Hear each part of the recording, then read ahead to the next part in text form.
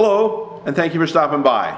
My name is John Occhi. I'm a realtor with Keller Williams and the Excellence in Real Estate team.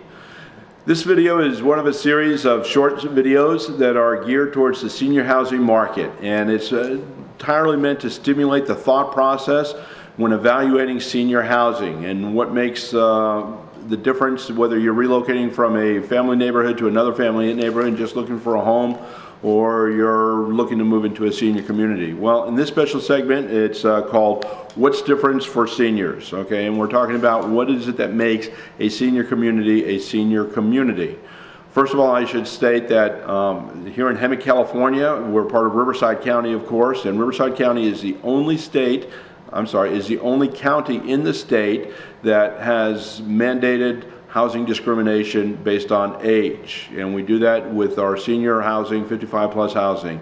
So it really is an ideal location for seniors in Southern California or throughout the entire country, as a matter of fact, to come and take advantage of the senior housing that we have. And Hemet is no exception. Hemet, California, and San Jacinto, California, but specifically Hemet was first initiated into the senior housing in the early 60s by a gentleman many of you will remember as Art Linkletter, and he was the spokesperson for a major home development known as Sierra Dawn. Was on TV, daytime, nighttime TV, and just really touting the lifestyle of senior living. Before that, there really wasn't anything like what we have today, and even in the 60s it wasn't what we have today, but it certainly was a change of a revolution in housing for seniors that has just continued to grow and prosper and do very well here in Hemet. Hemet has always been and always will be a senior community, even with the influx of families and new construction of family neighborhoods. All right, so let's talk specifically. What is it that's different about a senior community as opposed to a family community? Well, senior communities are protected by law. They are mandated that whether it's 55 plus, which is I think exclusively what we have here in Hemet, and there are some that are 62 plus, all right? So they are mandated, and that they provide special amenities for seniors and significant, to be able to facilitate the services and the amenities that seniors require, okay, for their lifestyle and for their needs. So what is it that builders do to make senior homes different from other homes? These are some of the questions that you're going to ask and that you want to know the answer. When you look at homes, you want to know what makes this home different than other homes that are on the marketplace today. What fixtures and appliances have been installed to facilitate the senior lifestyle and to make the activities of everyday living that much easier?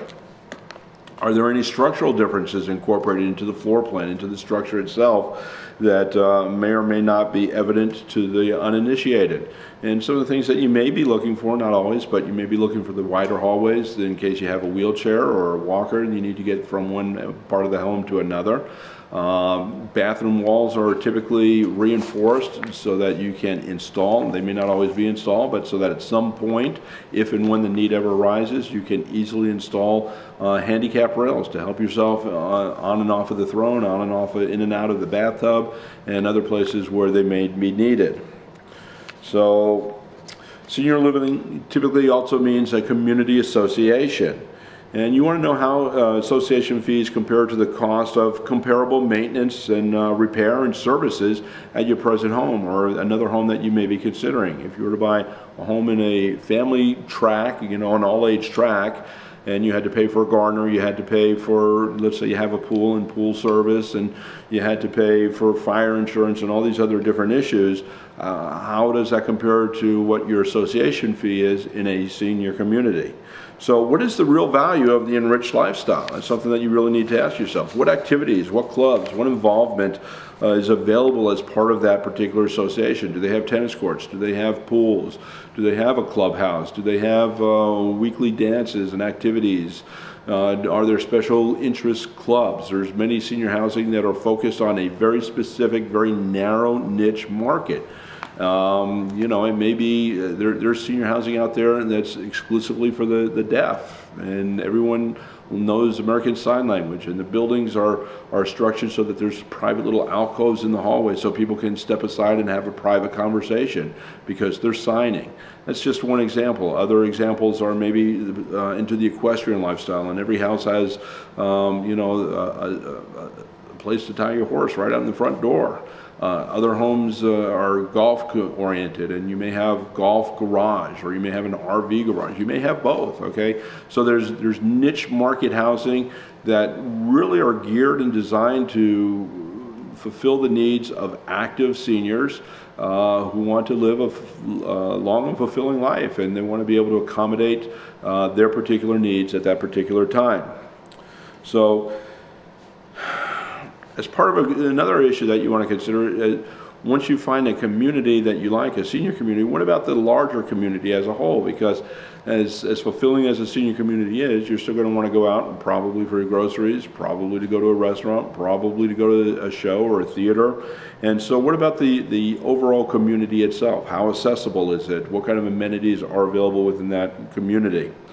And what about from where you live right now? Okay, whether it's downtown Los Angeles, out on the beach someplace, or Midwest, any place, consider your senior housing that's available in your local area compared to an area that's in an outlying community. And in often cases, Hemet is considered an outlying area. We're probably about 100 miles from downtown Los Angeles, due east, all right? We're just a little bit west of Palm Springs in the Coachella Valley. We're just before you go over the mountain into that valley. But the Hemet Senior Valley is, it's often been called the cul-de-sac of Southern California. It's a little bit tucked away, out of the way. And does that make a big deal to you? So these are issues that you need to consider.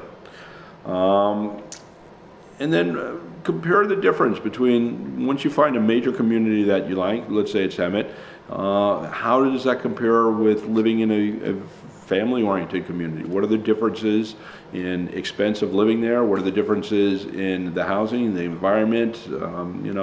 You might be the type that's going to be the perpetual grandparent and just loves to have kids running around. You love to sit out on your front porch and just watch the kids playing all day long and listen to their laughter and their shouting and their cheers, and it just really, does your heart wonders.